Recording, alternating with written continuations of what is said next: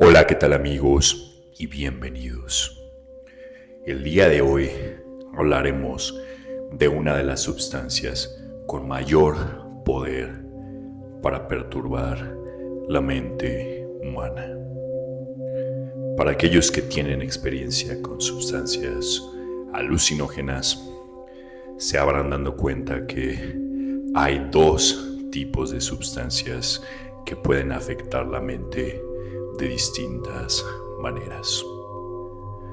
Hay viajes que son como la salvia, que realmente te transportan a una dimensión totalmente.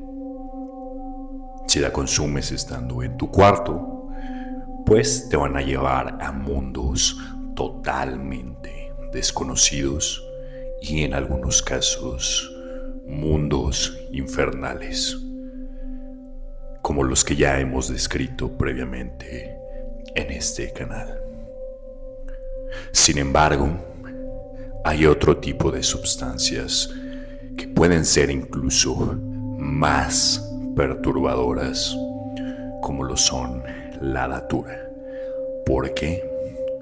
Pues bueno, esto es porque al menos cuando uno consume la salvia, entra en estas dimensiones distintas, dimensiones que realmente están tan fuera de lo habitual que uno al menos tiene esa sensación de que está en otro lugar. Sin embargo, cuando se trata de sustancias como la datura, puede generar una confusión brutal. Puede generarte realmente una crisis existencial, porque puedes llegar incluso a pensar que en un punto dado no estás bajo el efecto, que la sustancia no tuvo ningún tipo de efecto sobre ti, y por lo tanto las alucinaciones que vives las tomas como si fueran totalmente reales. Las entidades, las personas que alucinas en ese estado, tu mente las toma como si fueran totalmente reales. En la historia de hoy, un chico de Tasmania, en Australia, nos cuenta su experiencia con esta sustancia y las cosas que vio bajo sus efectos. La historia empieza. No apruebo en absoluto el uso recreativo de la datura. Es horrible, así que, chicos, no hay ninguna necesidad de comer datura. Aléjense de esa mierda. Y aun si deciden probarla, incluso de leer este relato y incontables experiencias desastrosas, entonces son tan jodidamente tontos como yo.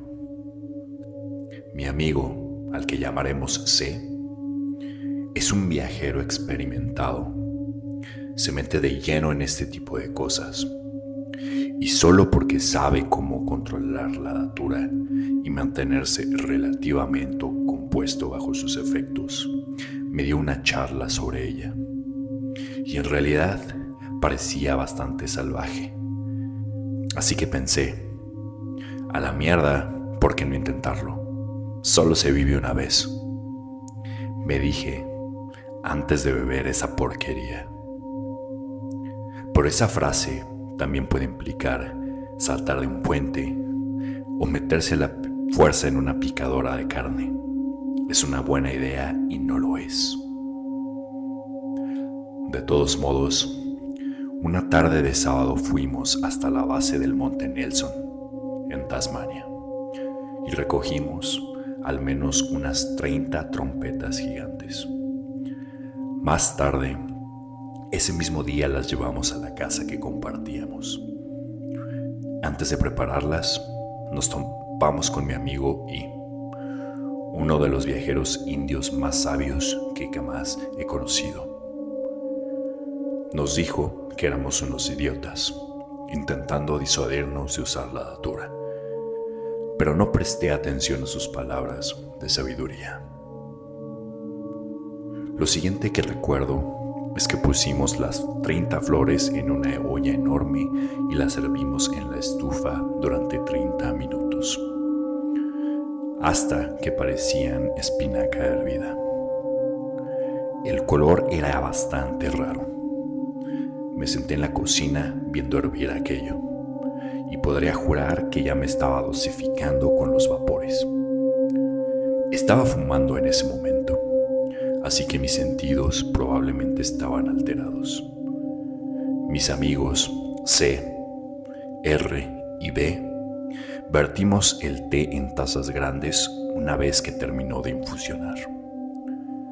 Nos metimos al cuarto de B porque era el más cálido y nos sentamos alrededor del té sagrado. Al principio tuve miedo de beberlo, pero los demás lo hicieron sin dudar. 20 minutos después, finalmente me presionaron para beber mi parte. Inmediatamente después de tragarme esa mierda, B comenzó a decir que se sentía incómodo. A los 30 minutos, B ya estaba completamente zafado. La datura le había quitado la capacidad de hablar. Se levantó y miró alrededor con gran preocupación. Se tambaleaba por todo el cuarto, incapaz de mantener el equilibrio, y balbuceaba incoherencias mientras gesticulaba como si esperara que entendiéramos. Saltó de la cama y corrió por el cuarto tirando botellas de orina hasta que eventualmente resbaló en su propio charco. Nos pareció hilarante, aunque estábamos un poco preocupados por él y por nosotros mismos. Sabíamos que pronto nos golpearía a nosotros también. Pero por el momento era bastante gracioso. A los 40 minutos salí del cuarto de B y bajé a la cocina. Me sentía levemente eufórico y noté que la luz natural de la cocina era inusualmente hermosa, casi como si estuviera en una selva cálida al anochecer. Me quedé un rato entre los vapores que aún quedaban y luego decidí subir de nuevo para ver cómo estaban los demás. Según yo, todo iba bien. Justo cuando subí a las escaleras, ¡bang!, me golpeó como un tren de carga. Receptores motores fuera. Subir esas escaleras fue una puta misión. Me sentía borracho y extremadamente descoordinado. Pero no era el mismo mareo de la borrachera. Cada paso que planeaba dar parecía que iba a fallar en llevarme a donde quería. Y yo era completamente consciente de ello, pero no había forma de evitarlo. ¿Pasos predestinados? Estoy seguro de que otros han probado datura y han sentido lo mismo. Eventualmente logré subir y avancé con cuidado al entrar al cuarto, intentando no caer en otro charco de orina. No recuerdo lo que pasó durante las siguientes 3 horas, como un amnésico. No me desmayé del todo, el tiempo simplemente desapareció. Lo siguiente que recuerdo es estar sentado en el sillón junto a 2 amigos. Sentía frío y picazón por todo el cuerpo. Había una sensación de ardor profundo en mi interior. No sabía de dónde venía el dolor. Era como si mi ansiedad hubiera subido tanto que se convirtió en fuego. Era agonizante e insoportable. De pronto, me doy cuenta que estaba completamente desnudo en el sillón. Mis amigos me miraban como si estuviera loco. Y lo estaba. Kim estaba al otro lado del cuarto viendo la tele, como si no notara nada. C entró más tarde, con la mirada fija en un punto al azar. Todo era surrealista. Luego saco un cigarro que recuerdo haber dejado tras mi oreja. Empiezo a buscar un encendedor, revisando una y otra vez el mismo pedazo de alfombra sin encontrar nada. De repente, me doy cuenta de que el cigarro ya está encendido. Pienso, y empiezo a fumarlo. Al rato se me cae al suelo, y lo busco y ya no está.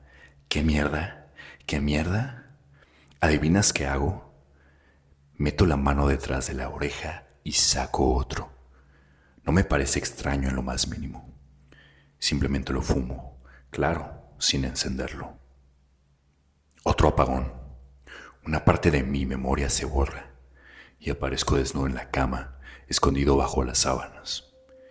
Mi amigo I me dice que me vista, pero yo lo mando a la mierda mientras siento crecer ese dolor insoportable en mi interior. Hasta el día de hoy no sé cómo describirlo, ni lo he sentido con otra sustancia, excepto con dosis altas de dimenhidrato.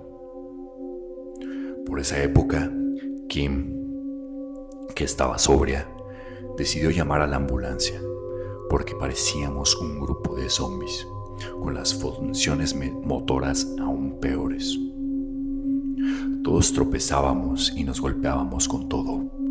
No recuerdo nada de esto, pero al parecer llegaron 2 ambulancias. 3 de nosotros subimos a una, y mis amigos B y C fueron obligados a entrar en la otra. Al parecer, yo me negaba a subir y seguía dejando caer mis shorts flojos en plena calle. Mi pene debía estar encogido como un gusano porque hacía un frío de mierda. Vergonzoso. Desperté, o mejor dicho, recordé la siguiente fracción consciente en la sala del hospital, siendo obligado a beber un líquido negro como alquitrán. Más tarde, supe que era carbón activado. Lo derramaba por todas partes porque sabía horrible y pensaba que cada gota que caía era una gota menos en mi boca. Las manchas en la cama me parecían extrañas. Creí que eran mis lentes. Intenté recogerlos y resultó ser carbón. Luego pensé que veía un cigarro en la cama, pero era otra mancha.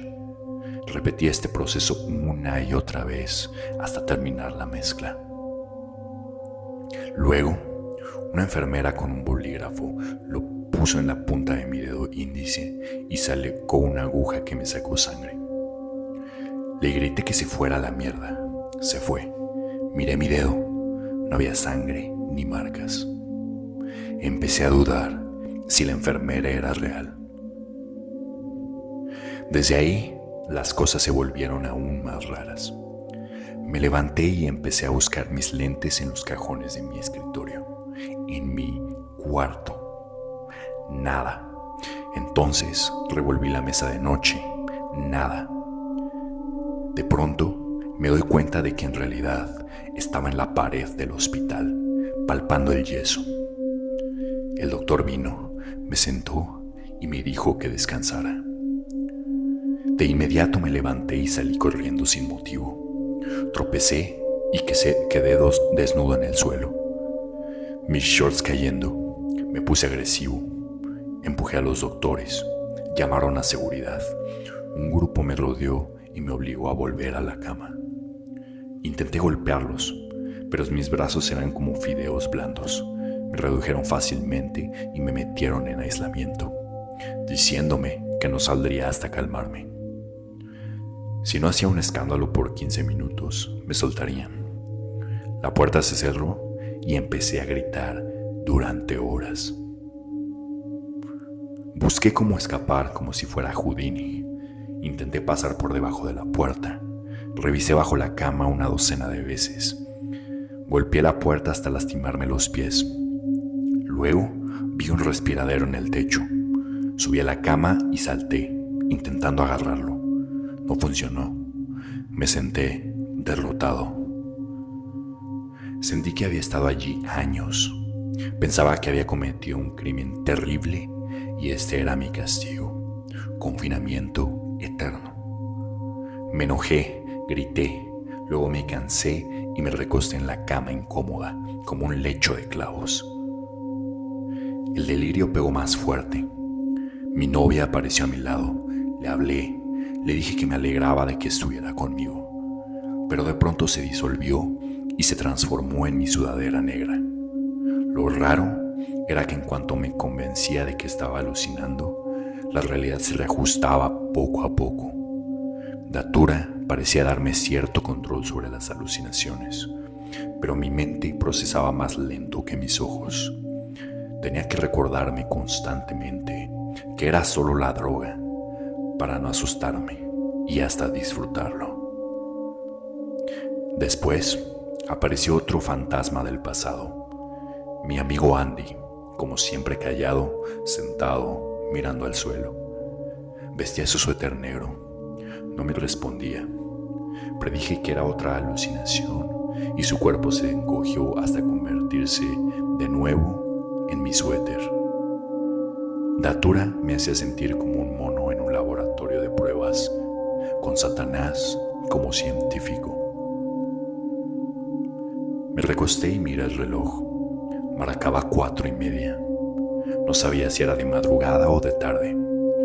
De repente recordé que era el cumpleaños de mi madre.